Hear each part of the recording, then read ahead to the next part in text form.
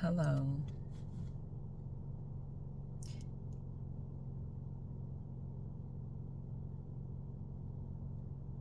I really should call my car my office. I tend to do a lot. I tend to do a lot of my videos in my car. I'm just that type of person that I detox in my car. I don't know if anybody else does that. That's me. I'm a car detoxer. I am a single mother of 3. I work full time. So I barely have time for myself. And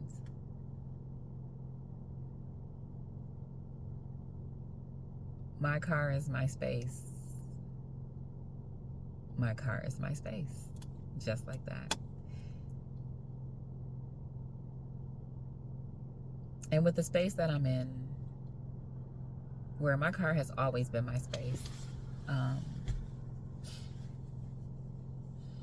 I now am in a space of learning a new part of me that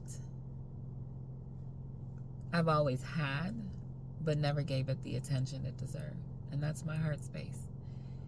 And so it's now become my meditation space. It's where I come, it's where I detox, it's where I reflect.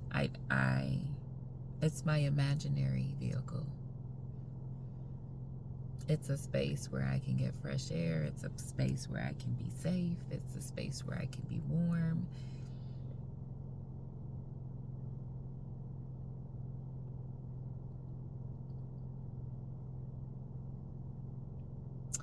But I was sitting here watching a podcast, and it compelled me to do a video.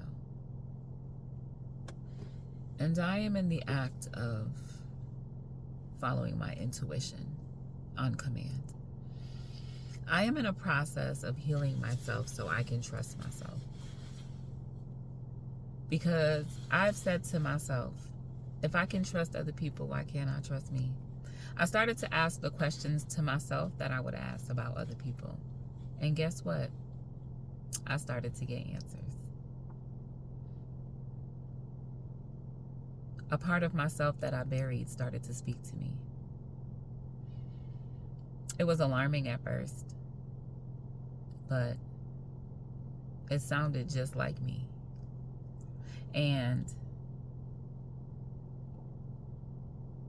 you know, I came from a very religious upbringing, so those things in my generation weren't discussed. But as I have lived my life, I started to realize that voice was my heart. Well, I realize that now. But those are the inner workings of me that gave me the drive to push past when I just didn't agree with the perception of someone else. And it's not that I feel that we ask a lot of opinions of others because we have this thing within us that's making us think, as people would say, something you would never do, or crazy thoughts. So you bring it up as a topic to get the feel and see what others think, and then make your decision. I don't know. I really don't.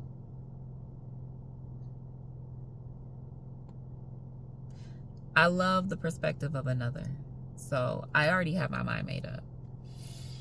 But I love to see maybe somebody else can tweak what I want to do. So why not listen to the perception of others? Because more than one head is better. More than one brain is better than one, right? And a lot of individuals out there have such great ideas.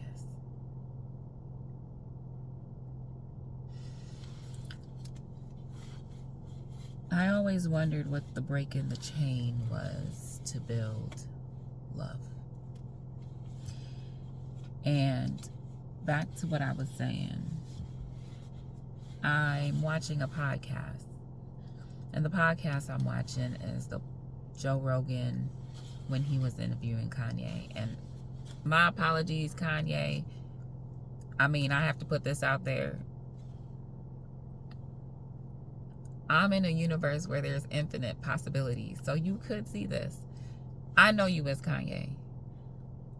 I'm not really in mainstream media. I don't do, like, it's been this is my childhood that I know you, my pre-adulthood, my baby adulthood. See, I think there's stages for that. So this one's for you because I feel like you would get this. So I knew you in my baby adulthood. So, you know, they say I'm grown at 18. No, I'm baby grown. I don't know nothing about being grown to be pushed out. I was baby grown. So I learned to grow up to become an adult, but I did not know how to be an adult. So that's what I say, my baby adult era. So I know it's because I don't know how to say it, and I'm not going to sit up here and pretend that I do. I don't pretend that I know anything that I don't, and I don't pretend that I know how to say things that I don't. I screw up words all the time, and I make my own words up, and I have my own definitions. Because sometimes there's things that I want to say and nothing in the English language that I know, or I don't know other languages, so therefore I have done it to myself to not expound upon other ways, but it still needs to be in a language that's understandable. So the words just doesn't hit what I am feeling, so I create my words with my definitions and I put it together. So I'm watching his interview. So I really don't know how to say your new name. Neezy. I'll try. Haha. Yeah, I know. Joke's on me. I'm okay with that because I'm honest about myself and I understand that about myself. So it really isn't going to bother me. But I'm glad I gave you a laugh. I love to make people laugh though. So I literally stopped at this point of the interview. And I believe in God, so we're going to put that out there. And God told me to make a video. Nowhere was I prepared for that. I'm in a stage of my life where I prepare for nothing because He has it all taken care of. God has it all taken care of for me. So what do I got to prepare for? I just have to do what He tells me to do so I can get what He has for me. Because what He has for me is way better than what I plan for myself. Oh, we got a whole... Look, the internet is infinite. I can't keep... I'm already like at 8 minutes. We're not going to go there. That's a whole nother story for a whole nother day. I know it because I've lived my life. And that's why. So, Kanye said something that just short-circuited my brain. What? He said, and don't quote me because I should have wrote it down. This is not a quote, else I would have been like, quote. This is a paraphrase quote. What does that mean? There we go. So this is what I would say. It's a paraquote. What does that mean? I talk to myself. It's not his exact words, but it's very close to it, but it's still a paraphrase. Paraquote. I was able to give you an example. I love that. And it's just like that. It's not going to come back. So that's why if it's not recorded, I probably would have forgot about that word, but probably not because not me talking, I'm not me like doing a video and like having a side conversation with Kanye. Like he gonna see it. Hey, it's possible. Anything is possible. That's the limitation of my mind. So what does that mean? My mind has no limits. Anyways, he said with my paraquote,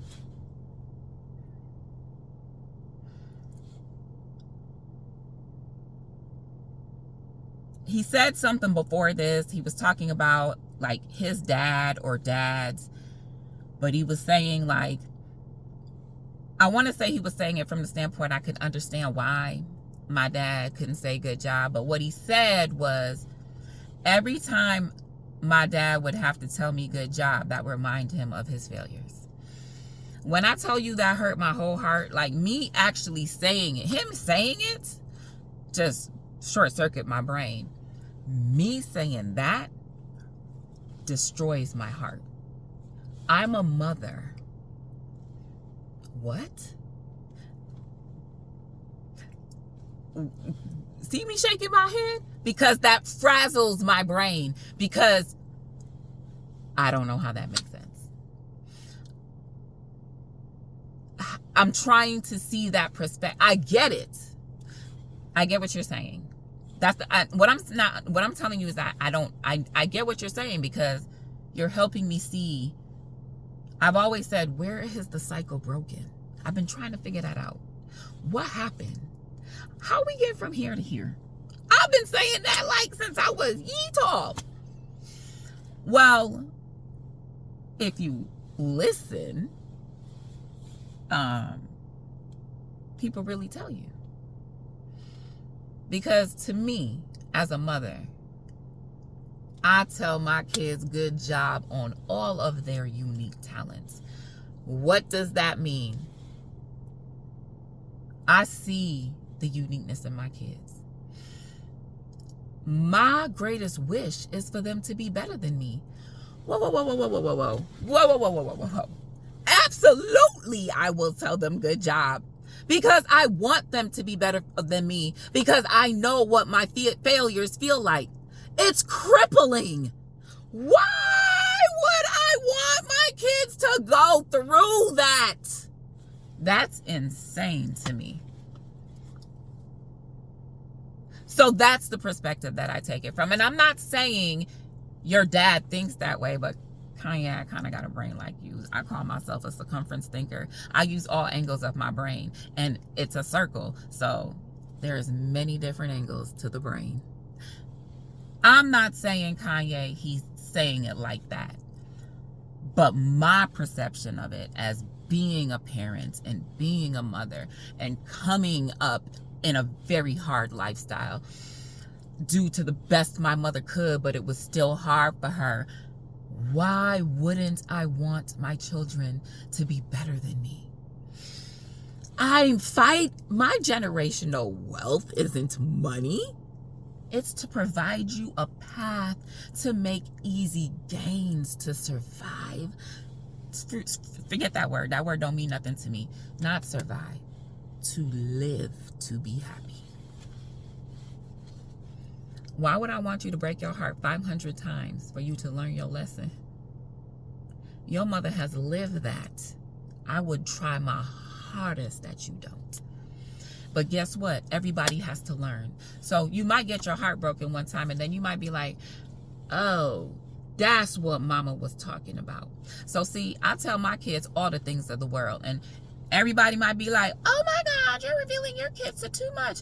Hello? Have you seen TikTok? Me? I'm revealing too much things to my kids in the world? No. I am revealing the truth of my kid to themselves, because I will not let them get identified by what is on the internet. What? No, honey, you will know how to cook, clean, wash. It's okay. That's entertainment. Leave it as that. That is not who you are. You are not going to engulf yourself in that. You are so much more than that. And I'm not saying that. But what I'm trying to say is, if I don't tell my kids, who else will? Back in my day, it was just friends. And back in my day, you don't trust another human, because stranger danger, stranger danger, internet danger, internet danger. Stranger danger is way more accessible on the internet than it is in real life, because you see somebody coming at you, you running the other way. The internet, it gives predators a place to hide. See, I was a girl that was preyed on, and I made sure no one would ever prey on me again. Not without my say-so. No. So, to me, it's really heartbreaking, because I understand. I do. And I understand. But it's still sad at the same time. It's so sad that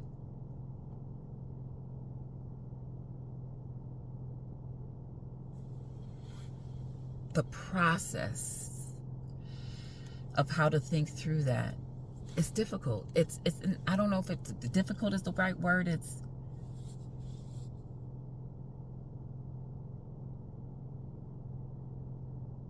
nakedness. I guess what I'm saying is it's hard for an individual to congratulate another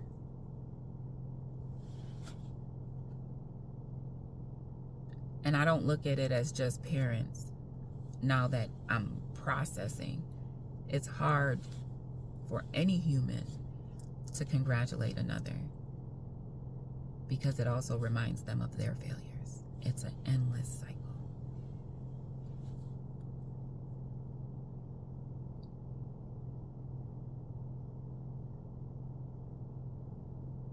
But I don't only do it for my kids. I do it for everybody who means something to me in my life. I give people their flowers while they're alive. Why would I go bring live flowers to a dead person's funeral? I am not morbid. I am a scientist, okay, of the human body. Nothing, it's a body. I test everything that can come out of it, in it, whatever it. So,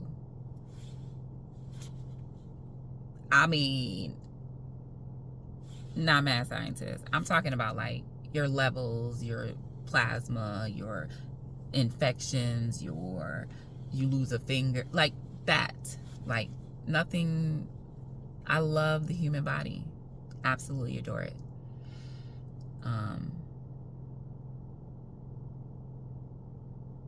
But I also adore the inner workings of my body. That's more important to me than the external.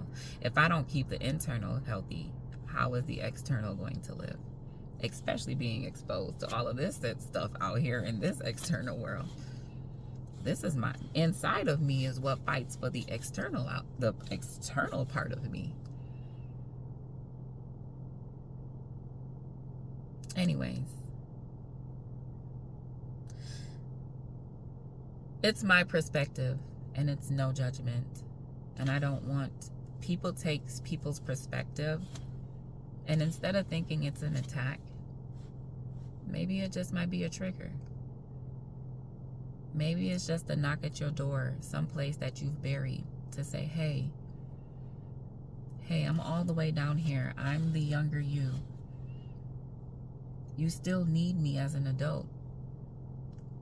Hey, maybe I'm triggering an inner child versus an attack.